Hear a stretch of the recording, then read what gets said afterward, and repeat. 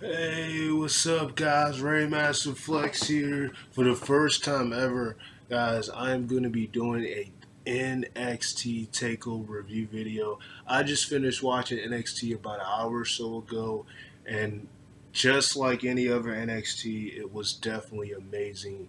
Every match delivered for the most part, and I'm going to do, there were only 5 matches on the card as normal, and I'm going to do a review on NXT Takeover tonight in Phoenix. It was really a phenomenal night, absolutely incredible stuff in almost every match here. Uh, in every shape or form it delivered, absolutely amazing. When you watch NXT, it makes you proud to be a wrestling fan with just the athleticism and the amazing things they have and stuff like that. And so, um, I might, I don't know if I'm gonna do a video on the Royal Rumble. We'll see where that goes. The Rumble is tomorrow. I don't know if I'll do a review on that, but we'll see. But first up, you had the Ward Raiders versus the uh, Undisputed Era. Kyle O'Reilly and Roderick Strong for the NXT Tag Team titles. Let me just say this. I didn't do a prediction video on this, but literally almost every person or team that I predicted was going to win tonight won. I had predicted while watching this match that the War Raiders were going to win because the Undisputed Era dominated NXT last year. And the War Raiders burst on the scene like during the summertime or so. And I just kind of knew and had a feeling that they were going to take the throne for the Undisputed Era and finally win the tag team titles. And this was a phenomenal match by both teams. You got to give both teams credit here. It always amazes me that the way that the War Raiders are able to do. I don't know the guy's name by heart because I don't watch NXT like that, but I do look at a lot of stuff when it pops up on YouTube. But one of the members from the War Raiders, it amazes me how he does a cartwheel with a guy his size. You know, you've had a lot of guys who can do things like that in that type of size, and it just really amazes me. Like absolutely incredible. This was a great match right here. So many near falls. I saw it coming. I saw the title reign of the Undisputed Era coming to an end, and that's exactly what happened. Like it was a really good match. Um, just the definition of amazing tag team wrestling from both teams. So much hard fitting affairs between both teams. At one point, it seemed as if the Undisputed Era were going to retain the title, but of course, you had a bunch of near falls and things like that. Um, it was a good match, you know, all over. It was just a really good match, and I'm really glad that the War Raiders won the belts. Um, I do think that while I don't think this will happen now, and a lot of people it's been known that most people when they come to the main roster, they pretty much get buried. They pretty much fall downhill. Most of the guys who's been called up from NXT to SmackDown Live or Monday Night Raw, but you know, I do think that them losing the titles could be a sign that the Undisputed Era could be on their way to the main roster pretty soon. I mean, they were like the hottest thing ever in NXT, and I can just imagine if they were to come to the main roster, even in Raw, SmackDown Live, how they would book them, and you know, if it would be a thing where you know they just invade one of the shows and just beat the hell out of someone. Like I think if they were to book them right, which is something they normally fail at doing, but if they were to book this team right, they would probably dominate like the whole show because they held nearly every title from NXT at one point. Adam Cole, who's the leader of the Undisputed Era, he was the North American champion up until he lost it to Ricochet.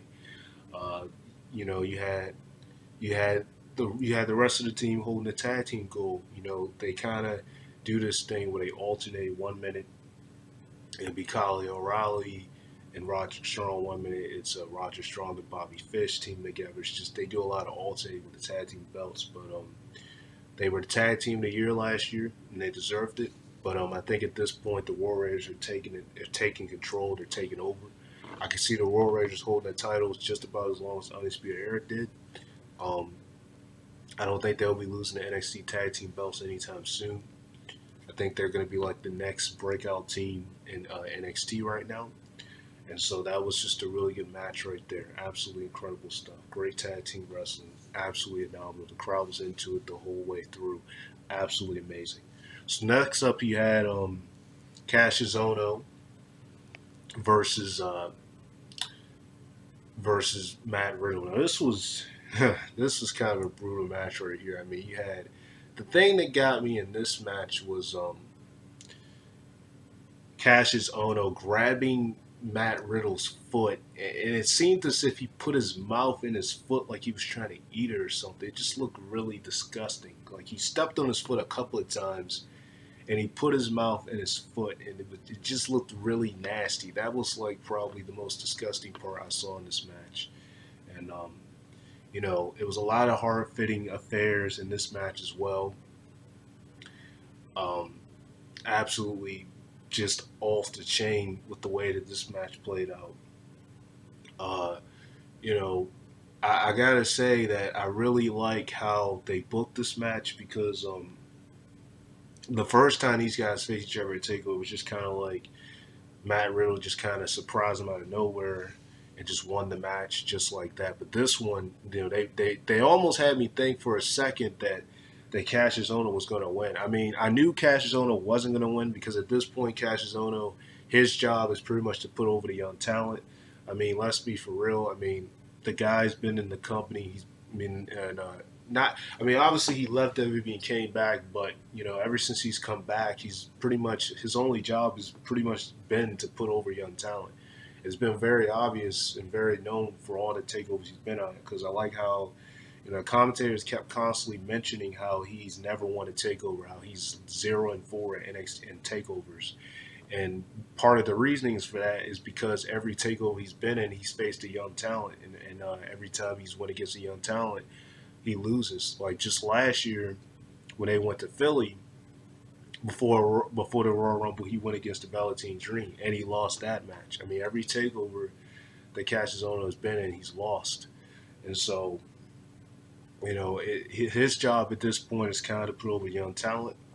So it really was no surprise that Matt Riddle won. Like I said, most of these matches, you know, a lot of people say a lot of things about how WWE tends to be too predictable nowadays, or sometimes they'll do things that seems unpredictable. But this was just the matter of me knowing the direction of where they're going with certain people, and I just had a feeling that the same way I knew the War Raiders was going to win NXT Tag Team titles, I just had a feeling. I just kind of knew that Matt Riddle was going to win because, like I said, Cassius Ohno's job at this point is just simply to prove a young talent. I mean, it's just no.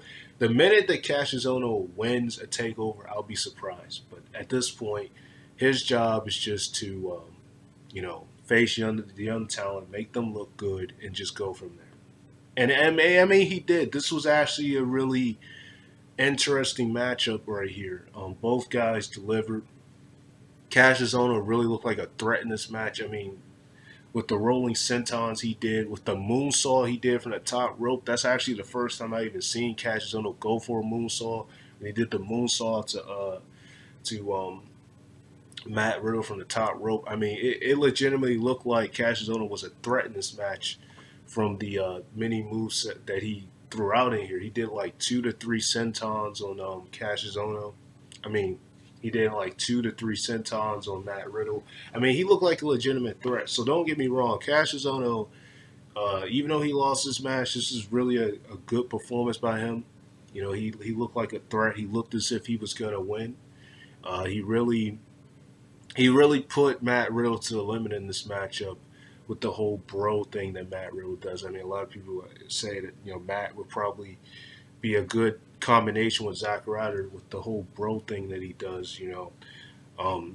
Seems as if those guys would be like a good tag team or whatnot. But, you know, he seemed, like I said, he really took it to Matt Riddle in this matchup. It wasn't like it was like a squash match like their first matchup at TakeOver when they faced each other in Houston before the Survivor Series. This one was actually a back and forth affair. Like I said, Cassius Ohno put everything into this matchup, like everything, and it went to the point where You know, Matt Riddle had to beat the holy hell out of him, punch him, hit him so much in the neck, you know, hit him with submission for Castagnoli to finally just tap out. He actually had him in submission before, but Castagnoli broke out of it the first time. And the second time, he just pounded and pounded and pounded on Castagnoli like crazy until Castagnoli just tapped out. I thought that the ref had like stopped the match and disqualified him, but he'd actually tapped out because I couldn't tell if he had him in a submission or not. It looked like he was just beating the hell out of his neck and he just tapped out. So this was a pretty brutal matchup right here. This was a crazy match, man. Just so many crazy encounters. Like I said, first time I seen Cassius do a moonsault from the top rope. Maybe he's done it before, but I've never seen him do that. So many sentons. He tried to go for his finisher, which is kind of where he just hit you with his fist real hard, but he missed it because Matt Riddle reversed it. Just good stuff, man. Just really good stuff. This was definitely a really good matchup right here. I would say it was even better than the matchup they had at Takeover in Houston. They did have a match on NXT. I didn't actually see that match, but I saw the highlights of it when they were showing like the build up to this match here. But like I said, Castagnoli's job is just pretty much to put over the young talent. That's all I see him doing at this point.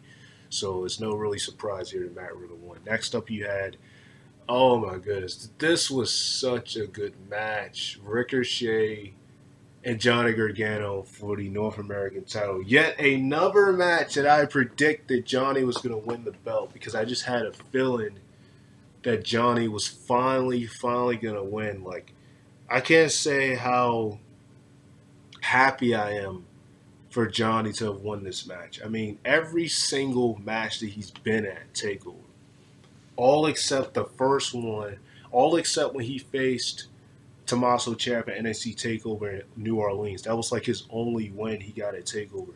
But every other singles match he's had at TakeOver, he's lost.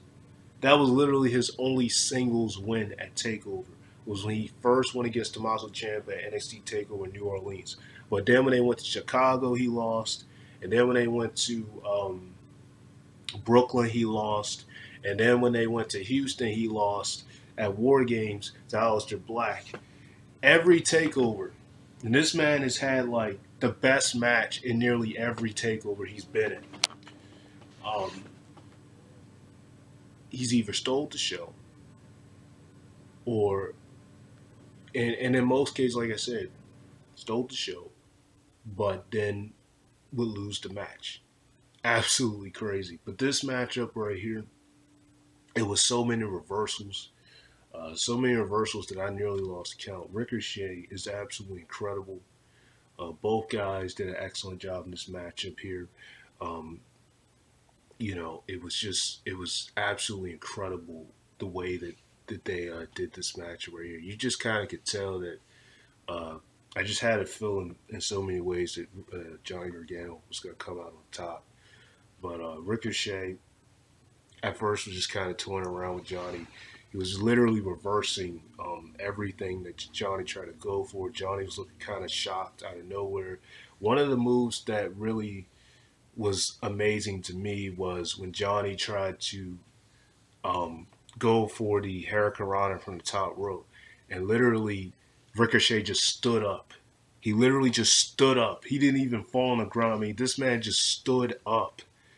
And then you had him jump from the top rope, do like a flying moonsault or something to Johnny Gargano. And then he did another move, high flying move, from the top rope. We actually flew from, because Johnny tried to run from him, he actually did another high flying move from the top rope. Just so many reversals, so many high flying moves. He even stole Johnny's submission that almost was like a crossface and actually hooked Johnny in and put insult to injury. And Johnny, it's funny how they were saying, you know, he's never, it almost seemed as if the commentary here was kind of foreshadowing what was going to actually happen. I mean, in the Castagnoli match, they kept saying how he's never won a takeover. In this matchup, they were saying how Johnny Gargano's never won, how he's had a very bad record at takeovers.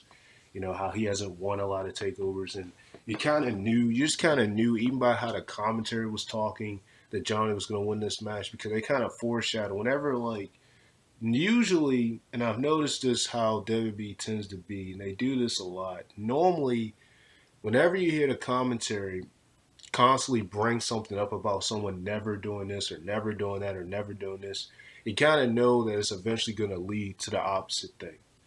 Like take Raw for example, 2 weeks ago when Bobby Lashley won the IC title. They kept saying how he hasn't won a belt in like 10 years since he was ECW champion. And then what happens? He wins a triple threat match against Dean Ambrose and Seth Rollins with the help of Leo Rush, which of course doesn't matter because triple threat match, but just putting that out there. Um, and you know that ends up happening. And like I said,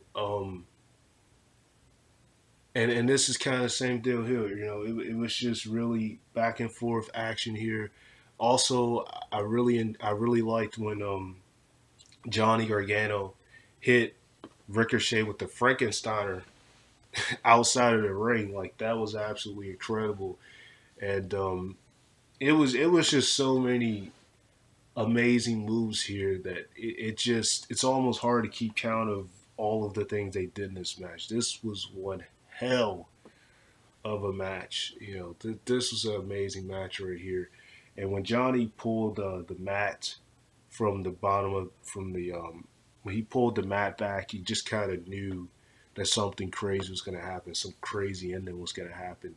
And it's funny he even did that because that's like the same thing that happened with him when he faced Tommaso Ciampa at Takeover. I think it was Chicago. Tommaso Ciampa ended up winning that way. Uh, he actually hit John Gargano for DDT when he pulled the mat back into the ring and retained his title. That well, at that time he wasn't champion, but he beat him that way. And John Gargano did a similar thing in this match up here. And so, like I said, this match here, this is an incredible match. I knew it was gonna tear the house down. This is a really good matchup. I didn't have a problem with the way they ended this match because it just kind of shows you the desperation that Johnny wanted to uh, win this matchup because he's had a really bad takeover record and he's never won any singles gold. Every time he's tried to win a singles match, win some gold singles title, even though he had the match of the year last year with Andrade Cien. He just never won the big one. And here he won a North American title from Ricochet. I just had a feel because with this foreshadow with DIY reuniting and the way that they ended NXT, where he attacked, where he actually had Tommaso Ciampa help him attack Ricochet. Then he actually attacked Aleister Black to help Tommaso Ciampa. It almost looked like they were going to reunite until his wife told him no, because she don't trust him. But you could just kind of tell in this match that it was the same deal here, and so that kind of had me thinking. Once I saw that, I was like, had another prediction like Tommaso Ciampa is going to retain because I could just see something happening with these two at the end of the show. But we'll get to that in a moment. But like I said, just excellent matchup here. So many high flying, near falls. Even when John Gargano had Ricochet in a crossface, I was up on my feet. It was just so much amazingness in this match. That Frankensteiner that Johnny did to Ricochet outside the ring was absolutely incredible. And I still can't believe that Ricochet actually stood up when Johnny tried to go for the Hurricanrana from the top rope. Ricochet reversed a lot of things though. When Johnny tried to go from the springboard DDT, Ricochet reversed that move and reversed Johnny Gargano with that. I mean, he did. It was a lot of reversals in this match, a ton of reversals, so many reversals. It was almost hard to keep up with all the reversals that happened in this match. Like this was just off the chain with the way that this matchup was. And you know, Johnny hit him with the super kick. Ricochet, like I said, kicked out everything up until he suplexed Ricochet from the concrete floor because he had pulled the mat back. So he suplexed Ricochet from the concrete floor, and then from there he hit him with another DDT and won the title. And I just kind of knew that Johnny was gonna win. I just had a feeling like something was telling us like Johnny's gonna win the title because I was thinking like DIY. I figured DIY is like slowly reuniting, and I could just see it. Like they're both like at this point pretty much heels. I could just see it. Like they do this with almost every team in Fraction. They have them break up, and then like a year or two later they get right back together. Like it happens with almost every team. I've seen it for so many years. Like they do this with almost every team. Uh, they have a feud with each other for like a long ass time. Then once that feud is over, like a couple of years later, so they get back together. Like Evolution, for example, like DX, for example. You know, it's been a lot of teams like that or factions that will break up and then they get like right back together as time go on. They tend to do this with almost everybody. I mean, it's just it's crazy, but you know, that's just how they do things.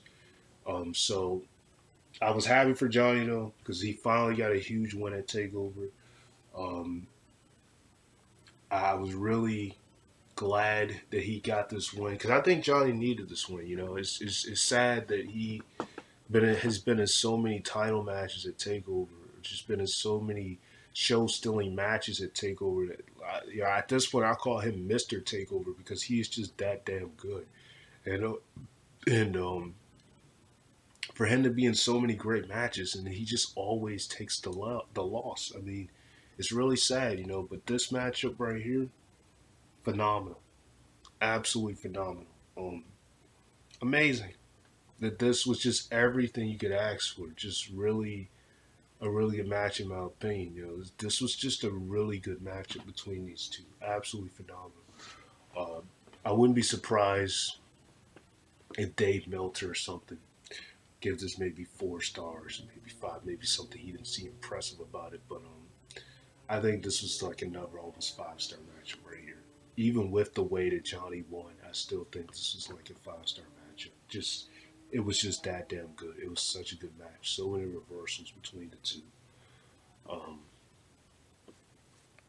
And just so many. And then I think there was one spot where Johnny reversed Ricochet and hit him with a powerbomb to the mat. Like, that was incredible. So you just had so many different spots in this matchup here that it was just crazy. But once he hit Ricochet with that suplex to the concrete floor, I just kind of knew it was over. I knew at that point it was over. Because after that, he hit him with another DDT from the ropes. And it was it. That was it. It was over. It was over at that point. I just kind of knew it was over. So, like, man, it just, so many hard-fitting affairs, man. This was a hell of a matchup right here. You know, Johnny got the win. It's interesting to see how long they're going to have him keep the belt. But he damn well deserved it. We saw 2 title changes. We saw the Royal Raiders win the belts. Mostly, everybody that won at Takeover tonight were heels, which I kind of found weird. But it is what it is. Johnny won the belt here. Next up, you had Bianca Belair versus Shayna Baszler for the NXT Women's Championship. In this match, I was actually kind of disappointed. This was probably the down matchup between all the matches on the card. And I say this for a lot of reasons here. First of all, I really hated how the commentary was towards Bianca, and not even just that, but even I looked at the pre-show before NXT even started, and how one of the guys on there on the panel, I don't know these guys' names because I've never actually really looked at pre-show NXT stuff until now, was saying how he doesn't think that Bianca has what it takes because of her being an athlete and all that. He doesn't think she has what it takes. Now, I've even read a lot of comments about people bitching and doubting Bianca. I mean, I just don't understand it. Like, it's really sad how much people don't believe or didn't believe in her. that she could win this matchup, and everybody pretty much doubted her and you know, said the opposite. Now, sure, she got some fans and everything, but it seemed like I'm a fan of hers, but it seemed like most of the people who, when I read the comment sections of stuff, most people have a lot of hatred for her, and I just don't get it. Like, they all say that she just used her athletic ability and all that in her matches, but I'm just like, I mean, look at Shayna Baszler. All she like to do is just freaking injure, hurt people to death. I mean, not for real injuring, but you know, just like target some part of someone's body and destroy it. I mean, and that's pretty much what she did in this match. She targeted Shayna.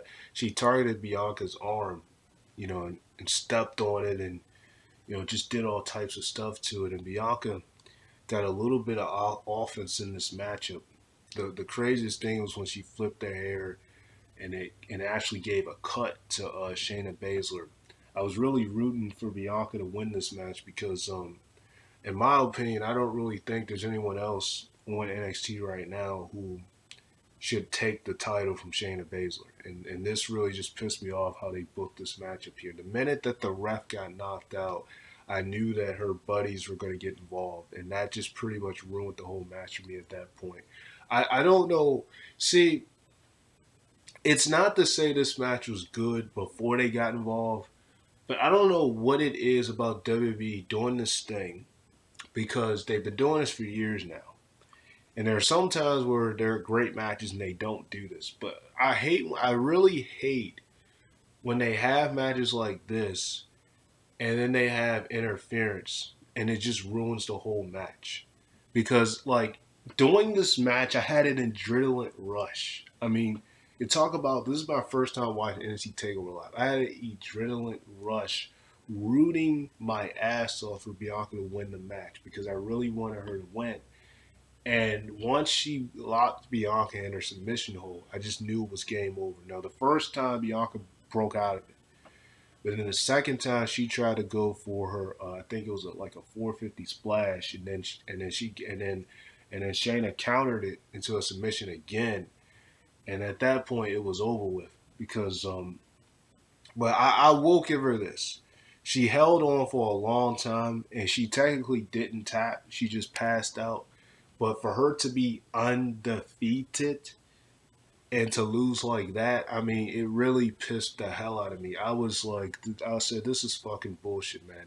I mean, I was watching this thing with my friend live, and I just did not like the way that this match was booked. This is probably the downfall for me. I was not a fan of this matchup here. And I'm not even just saying it because Bianca lost. It's just a lot of reasons. Because I just hated how the commentary was towards her, and just the people in the panel, how they acted towards her, saying they don't really believe in her. I just hated that because it was like, by everyone saying that, it was literally like, okay, no one gives a shit about her. Everyone like is down, and everybody wants her to lose. Like, it just really pissed me off how they treated her throughout the build-up, throughout everything during this match. Like, oh, she doesn't have what it takes to win an NXT title because of this, because of that. I don't understand it. And when she finally hit, because I don't know their finishers, the names of their finishers, that's what I'm just saying, their finishers. So if anyone, you know, mentions, why didn't you say the finishers? It's just because I don't know the name, guys. Don't kill me for it. But when she hit Bianca with a finisher, when she hit Shayna with her finisher, the referee was out. So the referee couldn't count. And the fans were chanting NXT, NXT when she was breaking out of Shayna's submission, but it was too late because once she got her the second time, she passed out. And I just knew at that point it was over. I was chanting my ass off. I just really hate when they put these guys in these matches and then you know they're going to lose. And you get so hyped because you want to see that change. You want to see that. You want to see that gigantic change, and it doesn't happen. Like, when I say this match pissed me off because I'm just sick of the way that, and of course you're supposed to hate heels. You're supposed to. If you're hating them, then that means they're doing a good job.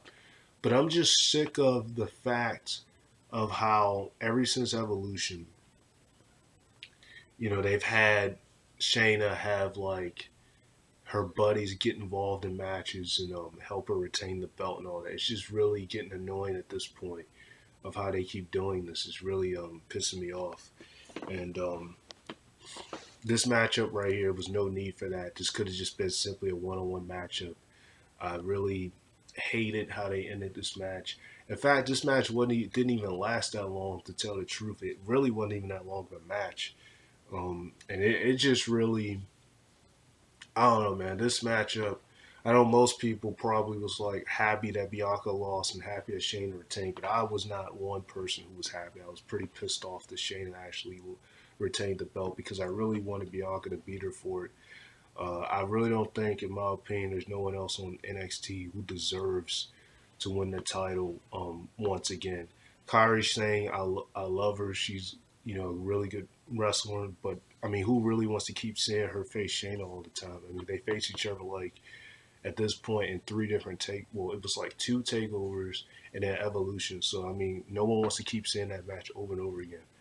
To keep doing the same match over and over again gets very redundant for anybody, no matter how good the match is. You don't want to keep redoing the same thing all over and over again. And then there's some other women out there, but I just think that this was Bianca's time to shine. I think she would have silenced all the haters, all the people who got like big hate on her for no reason. I mean, literally for no reason. Like seriously. So I think this was her time, and it just didn't go that way. But it is what it is, man. Shayna won the match, but this just really pissed the fuck out of me. I mean, so most people, like I said, are happy that she won, but I was not one of those people who was happy at all that Bianca lost the match. But it is what it is. And so then we got the main event, Tommaso Ciampa versus Aleister Black. Kind of what I said earlier. I kind of knew Tommaso Ciampa was going to retain the belt. Why? Because Johnny won the belt, so like I wouldn't have seen him dropping it if Johnny was going to win. Another great matchup right here, great main event.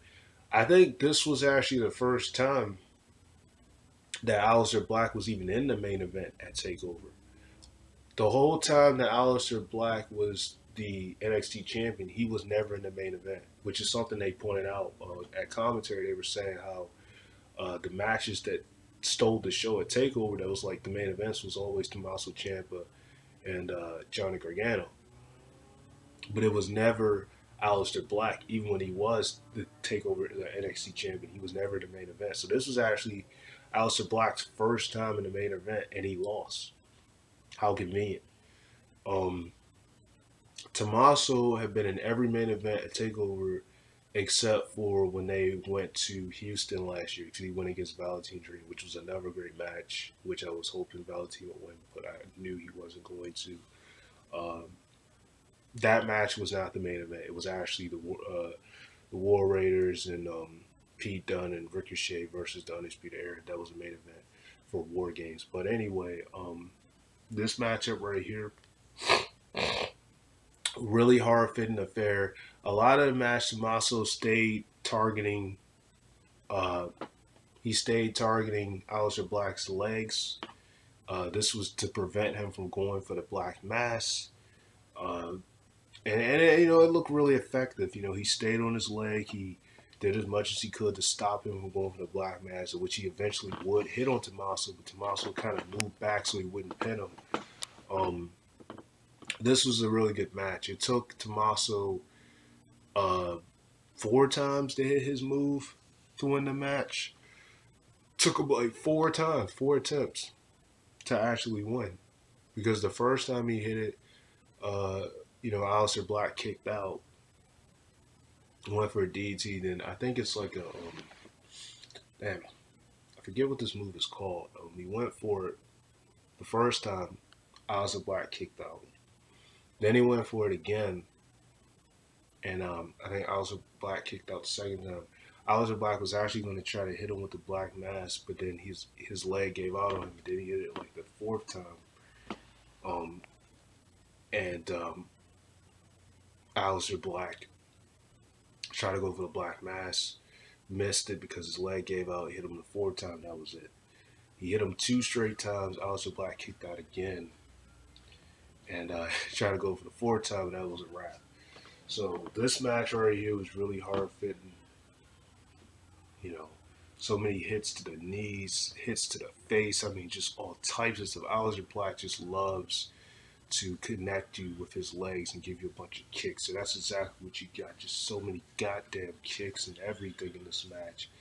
This was a really intensive, really intense, a really crazy main event here. You know, both guys delivered. Both guys did a really good job in this matchup here. They mentioned how Aleister Black was actually about 7-0 in takeover matches, so he had never lost a takeover until now. And like I said, that just kind of shows you every time they foreshadow something. I've noticed whenever commentators foreshadow something, or someone's never done this or they've never done that, it ends up being the opposite. It ends up happening. Like when they were saying how, you know, Johnny's had a bad takeover record, what happened? He won. When they said how Aleister Black had never lost a takeover, what happened? He lost. I mean, it's like whatever they say, it ends up being the opposite of what they say. It ends up being the reverse of what they say when the results come in. And that's exactly what this was. This was the first time Aleister got pinned at a takeover and lost. You know, Aleister Black, every takeover he was in, from the time he started, like last year, from his match he had with John Gargano in Houston, he won that matchup. He won the match he had against, because before that he was at TakeOver Chicago. He won that matchup when he went against Lars Sullivan. I mean, he was NXT champion. He won when he faced Andrade Cien Almas at TakeOver New Orleans before WrestleMania. That's actually when he first won the belt, was at that TakeOver. So every TakeOver this guy was at, he won up until this point. Every TakeOver he was at, he won up until now. And so it's going to be interesting to see. Tommaso's held the belt at this point for 184 days, so it's interesting to see who exactly they would have beat Tommaso for the belt. I really don't know. But it doesn't seem like he's going to lose the belt anytime soon, because at this point he's been champion for about 6 months. It's been about 6 months or so. So it's going to be really interesting. So there you go with that. Just really hard fitting affairs. I like when Aleister Black hit the double knees on Tommaso. I mean, it was just, this match was crazy, man. Now all the matches tonight were on point, except like I said, the women's match. I wasn't really a fan of how they built that match, but everything else, you know, really delivered here. NXT, as expected, tore the house down. The Royal Rumble, see how that goes tomorrow night. I don't know if I'll do a review video on that. We'll see. If I do, depends on my schedule for school and everything. So, you know, how college and everything. But I did say for sure I was going to do a takeover video for the first time. That's exactly what I do. One of my goals for this year is to do more takeover reviews. Because I looked at, this was my very first time watching TakeOver live. I'd never ever seen TakeOver live as it was going on, because now I got this friend who has who has a WWE network, so I'm able to see a lot of him. And because of that, I was able to see it live, and this was my first time seeing it live, which is why I just instantly had to do a review video. Like, I'm gonna try. I'm not going to guarantee you, but I'm going to try to watch all the takeover they do this year live and do a review video on them when they happen. The only WWE thing main roster thing I'll probably do a review on, or even a prediction for that matter, is the WrestleMania 35. But the Royal Rumble. I was thinking about doing a prediction on that, but I just decided not to do it. Uh, but I might do a review video. It depends. But I definitely had to do a review video on Takeover. So hope you guys enjoy this video. Sign off, Raymaster Flex. Remember to expect the unexpected on this channel, because you never know what I'm going to upload next. Like, comment, subscribe, and I'll talk to you guys in the next video. Peace.